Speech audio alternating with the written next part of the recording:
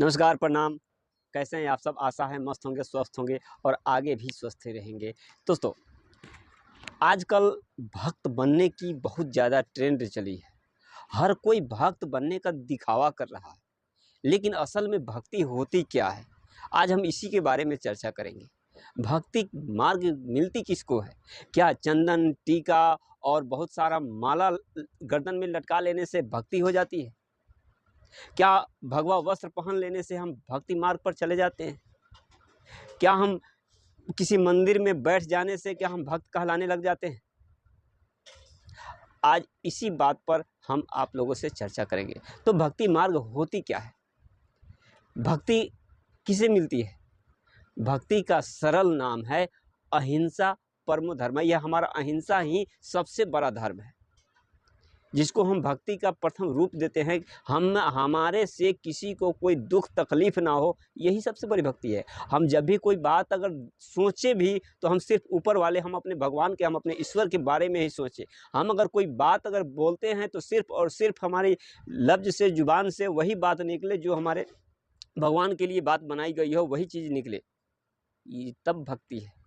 ये नहीं कि कोई आया तो हम सामने गाली दे दिए, कोई आया तो हम कुछ कर दिए और फिर हम अपना नाम जप माला कर रहे हैं। ऐसे नहीं होता है भक्ति। आज एक छोटी सी कहानी आप लोगों के सामने समक्ष पेश करूंगा।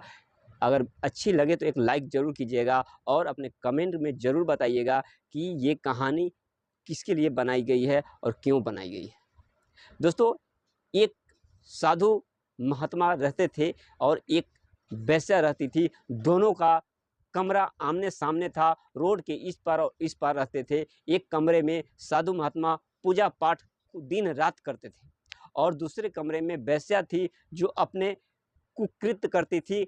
लेकिन दोनों में क्या सामंजस्य बैठा था कि दोनों की अंत में ये कहानी आपको निष्कर्ष तक पहुंचाएगी।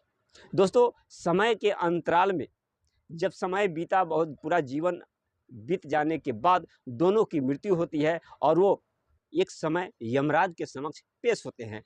तो जो वैश्या नारी थी उसको यमराज जी ने धर्म के आधार पर उनका खाता लेखा जोखा देख करके उनको स्वर्ग का मार्ग दिखाया।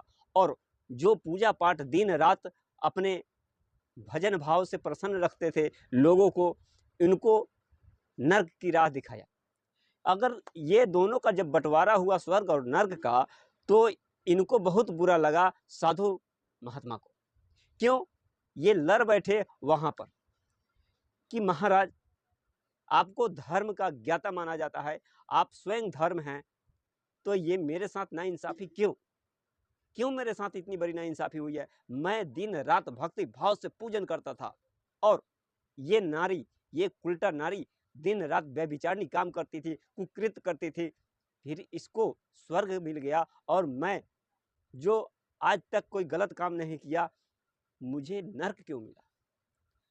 जिस पर यमराज जी ने थोड़ी देर विचार किया और चित्रगुप्त जी महाराज से बोले कि जरा चित्रगुप्त जी, इनको ये इनकी खाता बही लेकर के सामने रखिए और इनके बताइए कि इन्होंने क्या किया और इन्होंने क्या किया।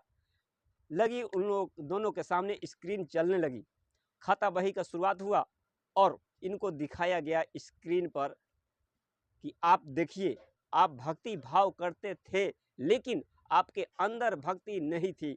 आप जब भी सोते जागते उठते बैठते, हर हमेशा आपकी नज़र, आपका मन इस नारी पर थे, इस वेश्या पर थी। इसकी कुकृत करने पर हर समय आपका विचार वहीं रहता था। आपका एक क्षण भी भगवान के समक्ष नहीं गया, एक क्षण भी आपका भगवान के प्रति मन आपका नहीं आया। लेकिन यही ये आपको देख करके ये जब भी सोती उठती जागती थी तो ये सोचती थी कि हे भगवान, मेरे को इस तरह से क्यों बनाया? मैं ऐसी कौन सी पाप करी हुई थी कि आज मैं इस तरह कुकृत कर रही हूँ? और देखो, कोई सामने बैठा संत भजन कर रहा है, मुझे भी ऐसी कोई योनि प्रदान करो कि मैं आपकी भजन करूं, आपकी ही चर्चा करूं।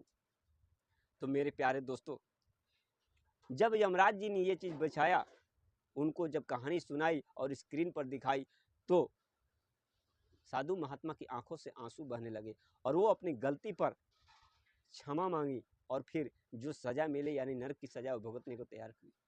तो दोस्तों यही भक्ति की पराकाष्ठा है। हमारी आंखें यहाँ पर है लेकिन हमारा मन कहाँ पर है, ये सबसे बड़ी बात होती है। हम जिस चोले में हैं उस चोले पे रह कर के क्या हम उस चोले की मान पर गरिमा को बनाए रखते हैं? ये सबसे बड़ी विडंबना है कि हम अपने होने का सच्चा रूप प्रस्तुत नहीं करते। दोस्तों अगर कहीं से इस कहानी में कोई अगर तकलीफ किसी को हुई हो तो हम उसके लिए क्षमा प्रार्थी हैं, लेकिन कहानी आपको ये सिखाती है कि आप कहीं भी दो तरफा दो धारी तलवार नहीं बने। आप अगर संत हैं तो अच्छी तरह से संत का निर्वहन कीजिए, अच्छा काम कीजिए, जैसे कि अहिंसा परमो धर्म। कहानी अच्छी लगी हो तो आप लाइक कीजिएगा, कमेंट कीजिएगा और अपने दोस्तों के साथ शेयर जरूर कीजिएगा। मिलते हैं किसी और वीडियो में। अगर चैनल पर नए हैं तो सब्सक्राइब जरूर कीजिएगा। राधे राधे।